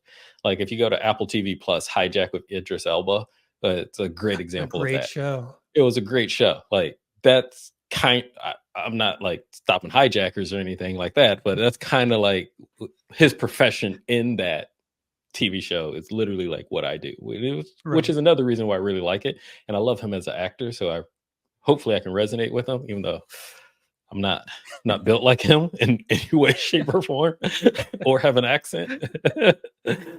um, but it started at my previous company. So before I worked at the company, oh, two companies ago now, I was at Verizon, which I've openly stated before. I used to work for Verizon. I worked at Verizon for like 8 or 9 something years, maybe even almost 10 years. And I started all, one of the jobs that I finished with was vendor relations, working with the different partners that Verizon would sell within their retail store. So it could be Fitbit or Samsung or Apple, like I had to negotiate those deals of like how many, let's just call it the iPhone, going back to that. Working with Apple, Mm, like how many iPhones do we want to buy? How many can we physically sell in like this particular region? What ones are people are going to buy? Obviously, Apple always makes a black and a white one, and then they make two other colors. Now it's mm, like black and silver, whatever you want to call it. But those always sold more than any of the, vanity colors is what we call. And it's like, hey, this is how many units of this we want to buy of this storage unit, and here's where I'm going to like ship them out, like the supply chain orders and those types of things.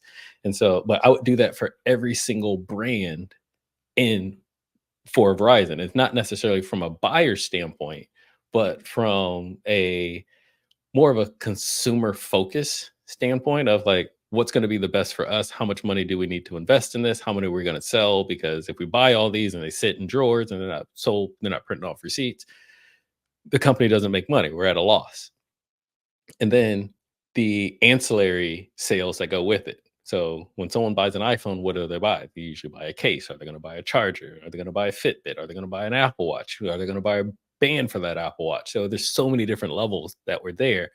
And that's kind of what got me into it, was understanding that, where after I left that company, the next company that I worked for literally stole me from Verizon, saying, hey, we know what you're due and you could do it better with us. Like you should come work for us.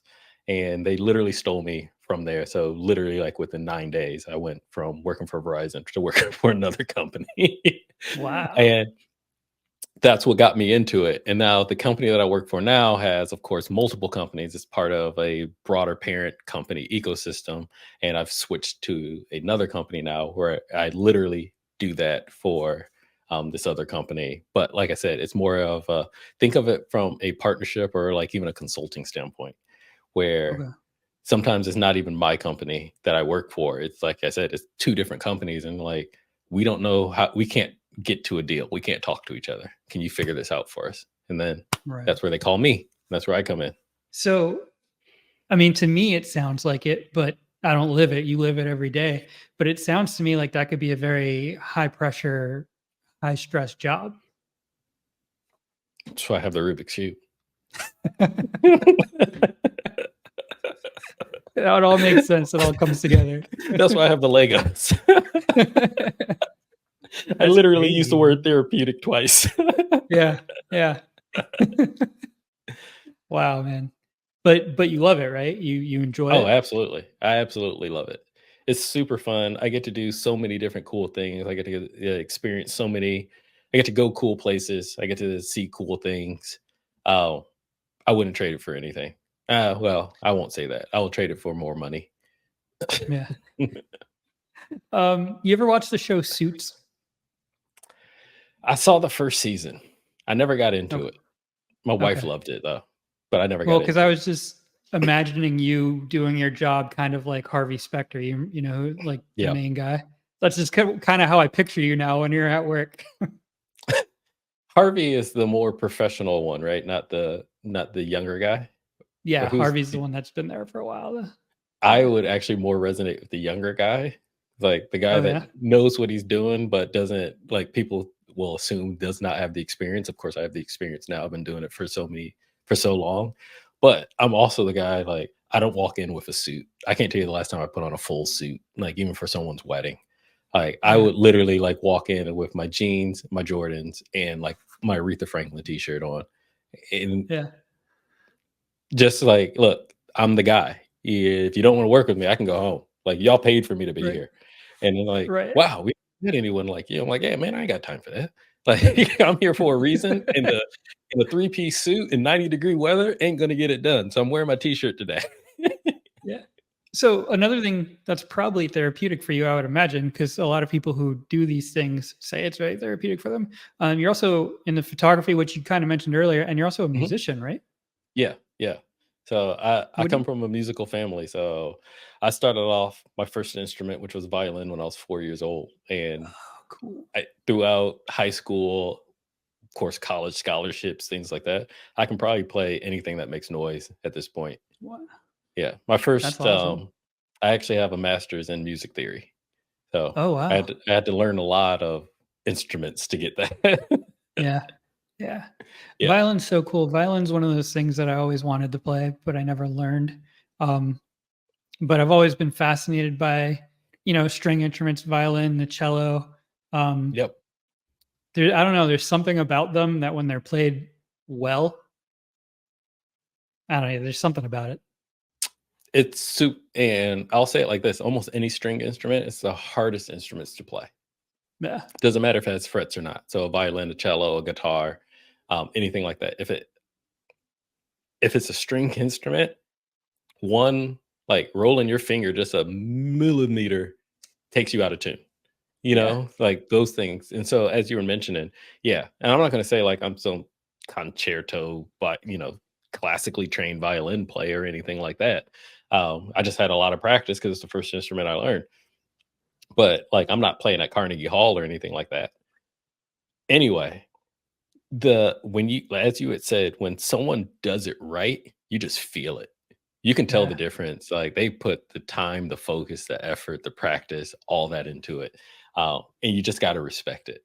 But yeah, when you Mhm. get the right instrument with the right person playing it, it is just beauty. I totally agree with that. I almost hate to say it because it's kind of going backwards in the conversation again, but um, for me, like John Williams music, who, for Hmm. anyone who doesn't know, John Williams is the composer for Star Wars, Jaws, Indiana Jones, Hmm. Schindler's List, all these amazing movies with amazing scores. I could listen to that man's music all day long. And every time I listen to it, almost feel like it's a little bit different and like I'm getting more out of it every time I listen to it. Yeah. And like, man, Yeah. this is getting really nerdy, but Yeah. but yeah. One of my favorite things, so actually two of them, is atonal music. So music without a key. That was Mm, actually one of my favorite parts of college is understanding. Um, what's funny is one of my favorite composers' name is Nicolas Cage, but atonal music is super fun to listen to because it's not what you would expect. And then the other side of it, I'm about to blank on where I was going with, but as you were mentioning John Williams, so string instruments are one of the only instruments out there that can do perfect intervals. So mm, everyone knows a scale, do, re, mi, fa, sol, la, ti, do. We can all play that on a piano or whatnot. But those are not perfect intervals in between each individual note. There's these things that are broken down, like for example, like from a C to a C sharp and C sharp to D is a half step from C to C sharp, which has a certain amount of semitones in it. The amount of semitones in a perfect octave is not perfect.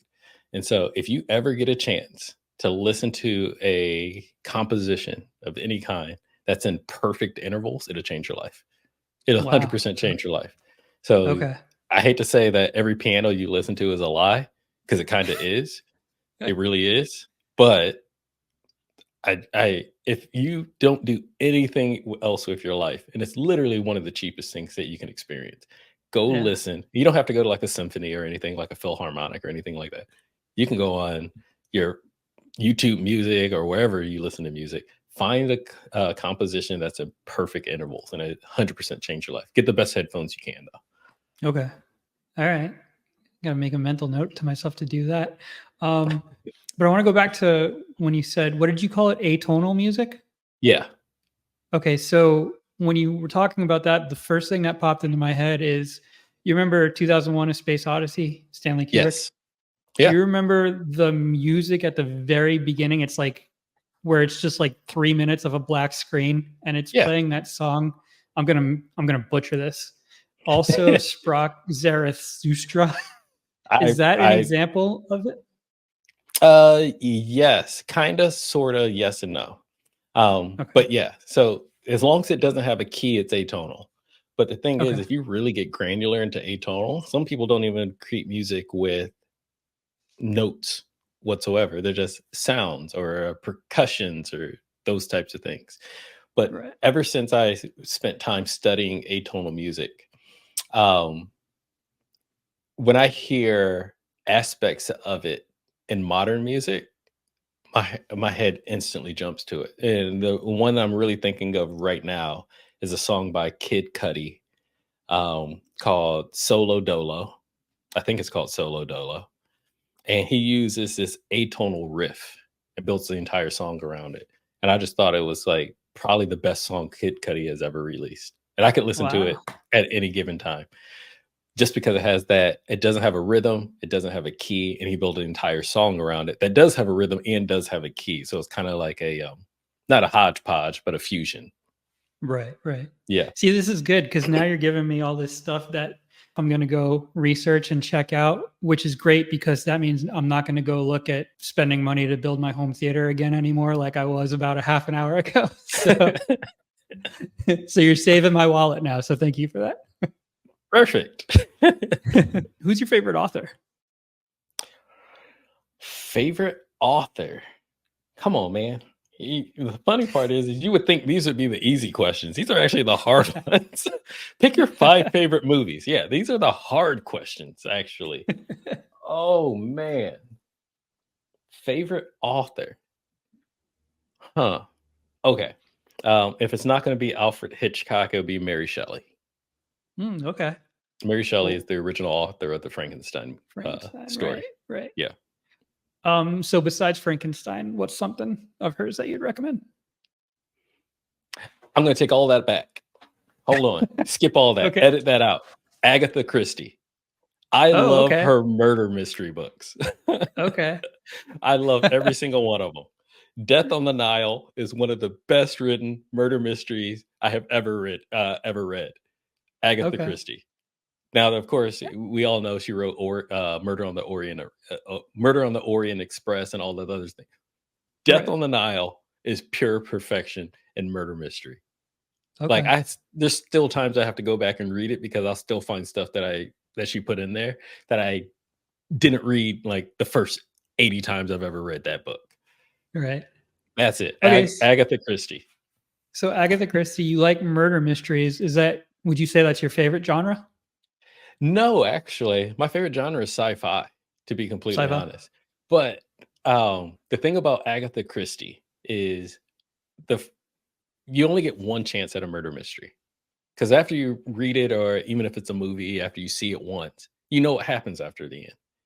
And Mhm. so reading those types of books makes me really focus and tune in, makes me like really pay attention to like the details that are added in, the nuances that are added in, because I want to solve it the first time before I get Right. to that final chapter, before I get to the big reveal.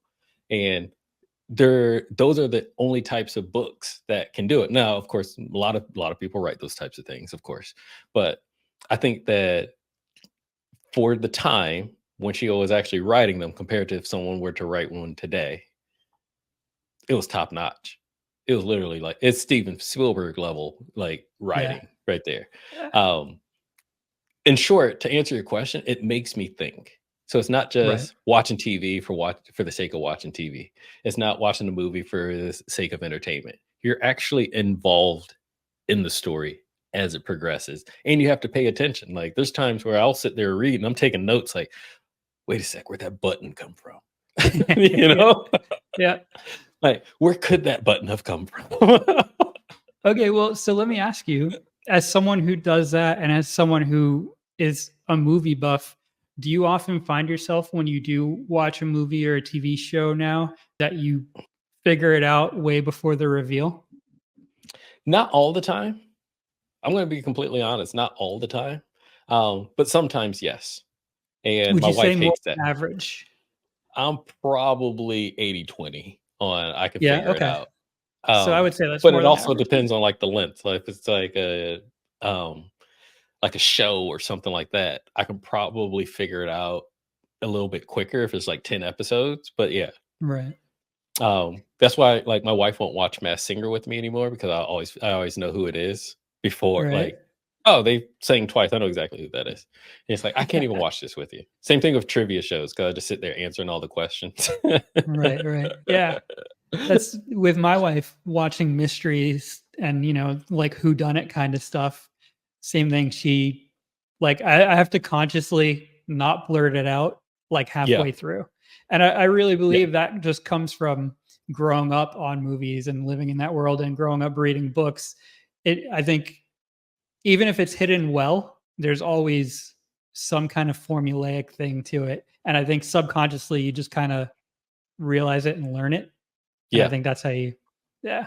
Yeah, there's a Um, show on Netflix right now. It's on this 2nd season. It's called The Mole, where mhm. unlike other mystery shows, like this particular show it's a reality show, has a group of contestants. They have to complete these missions to earn money that goes into a pot. The final person standing wins the money. But out of all it I think it starts off with 12 people. One of them is what they call the mole, and this person is against the other 11 where they're trying to sabotage everything. But they never reveal who this, like, mole person is. And so you kinda just gotta watch every single episode and kinda, like, figure it out, and of course, every single episode, one person gets sent home and, that person is eliminated and whatever, whatever. But, it's only in its 2nd season, but my wife and we actually sit there and watch it together, but I purposely have to keep my mouth shut because every 5 seconds, Yeah, she's like, "Who do you think it is? Who do you think it Ooh, look at what that person did." I'm like, "No, I already got my person pegged." Like, and we just wait till the final episode. Like, and don't tell me yeah, nothing. We're just gonna see who got close at the final yeah, episode, who got closer at the final episode. So yeah. yeah. And then, the other thing that I find with my wife and watching movies and stuff too, and let me know if you do it in your industry, is like whenever we're watching war movies or any kind of movie with like a gunfight or that kind of thing, I'm really bad at being like, yeah, grenades don't cause huge explosions like that. And like, I'll totally ruin it for her. I just take her out of it. And I'm like, she'll look at me and I'll be trying not to say anything, but I'll just have like this look on my face, like, and she'll just know. So do you find like when you watch shows or movies where people are negotiating contracts and stuff like that, do you kind of run into that same thing? Yes, but I actually do it more in the same sense that you do. Like, I'll watch something, and for entertainment purposes only, I let it slide. But I'm Yeah. like, physically, that's impossible. Yeah. Yeah. That would never happen that way. The everybody's favorite question for some reason is, in your opinion, what is the worst way to die? Guillotine. Guillotine. Yes, That's the first time anyone said guillotine. because the after you are decapitated and your head is severed from the rest of your body, there's enough oxygen for your brain to last for at least 6 or 7 seconds before, of Yeah. course, your head bleeds out. But the thing is, for those 6 or 7 seconds, you're conscious. Your brain is Mhm. still active, your eyes, your optic nerve is still working. You can't Yep. breathe, you can't move. I can't imagine a worse hell. I can't remember the names because they're old French people. But did you ever hear of the doctor who an old French guy who wanted to do an experiment? So he went to someone who got their head chopped off by guillotine. He was there and he got permission once the head was cut off and severed and in the basket. He picked it up and he said the person's name, and the eyes and face looked at him like recognition. And he waited a couple of seconds, the eyes closed. He said the name again. Again, the face, like the eyes open and look at him, and it said this time it had like an annoyed look on its face. The eyes closed, and then he called his name a third time, and nothing happened. Have you ever heard that before? I have not, but that is Yeah. freakishly the scariest thing I've probably ever heard. Yeah, right. Exactly. Like that's terrifying. And then to think too, for that person in particular, the very last moments of their life was just some dude holding their head, calling out their name to the point of annoyment. like, dude, let me die in peace. I'm just ahead. Just let me drift off. Yeah. The amount of disgustingness that comes with the guillotine. Yeah, that has to be the worst. Right. And think about that. Like you're 1 second you're there looking at a basket, and then the next second all you see is the world kind of spin and then the inside of the basket. And that's it. Yep. So weird. Yep. Good answer, man. Good. Okay, so next question is the inverse of that. What's the best way to live? I could say the cliche answer to the fullest. But I mean, I'm going to go slightly cliche. Whatever makes you happy, as long as it doesn't impede or injure or hinder another person, human being, animal. Yeah, whatever makes you happy. And if you could give one message that you knew the entire world was guaranteed to hear, what would that message be? It costs $0 to be nice. Nice. All right. All right, man. Well, that's all I have. Is there anything that you'd like to say? This was fun. I was actually nervous about having this meeting, having this interview with Richie. I was honestly like, I don't know what this dude's. I don't know what he's going to say. I don't know what's going to come out of left field. I was actually more nervous for you than I was with Sledge. I'll say that. No offense, really? Sledge. Love the general. But yeah, I'll say I honestly did not know what you would ask. But I like the conversation. So it wasn't as bad as I was expecting it to be. Yeah. Yeah. Yeah. Well, I mean, I got to say, I get nervous before every interview. But I got to say, this one was probably one of the least I was nervous about, because having, watched your videos, just looking at your background, like I knew right off the bat exactly where I was going to go with this one. A lot of times I don't really know where I'm going to go, and I have to talk to the person a little bit first to kind of get a feel, see what they like, what they're into. This one was super easy. I was like, oh man, his entire background is like the entire conversation. We talk about that. We can talk about that. We can talk about that. I'm literally an open book. Just look back there. It's a great conversation starter. It is. It is. Like if you don't know what people are either just ask about the background. Yeah. People are either gonna like love this one, or they're gonna check out like in the first 2 minutes. Hopefully we left enough conversation that makes them think like, wait a sec, I can't check out because I don't have that answer yet. Right. That makes total sense. What are my 5 favorite movies? Now I'm gonna like go dig up through some Blu-rays. Like, do I like that? Where does this movie sit? But no, I'm happy with my 5 answer question now that Jurassic Park 1 is on there. Yeah. All right, man. Well, that was it. Lani, thank you so much. I really appreciate you coming on. I had a blast. Thank you, sir. One of them. Yeah, this is one of the more fun ones I've done for sure. This has definitely been a fun amount of time. Yes. Yeah. Everybody go check out Lani's channel. As I always say, if you're watching me, you're probably already subscribed to him anyway, but I'll put the link to his channel in my description. Guys, thank you so much for coming back and spending time with us. I appreciate you. Love you guys. God bless. Peace.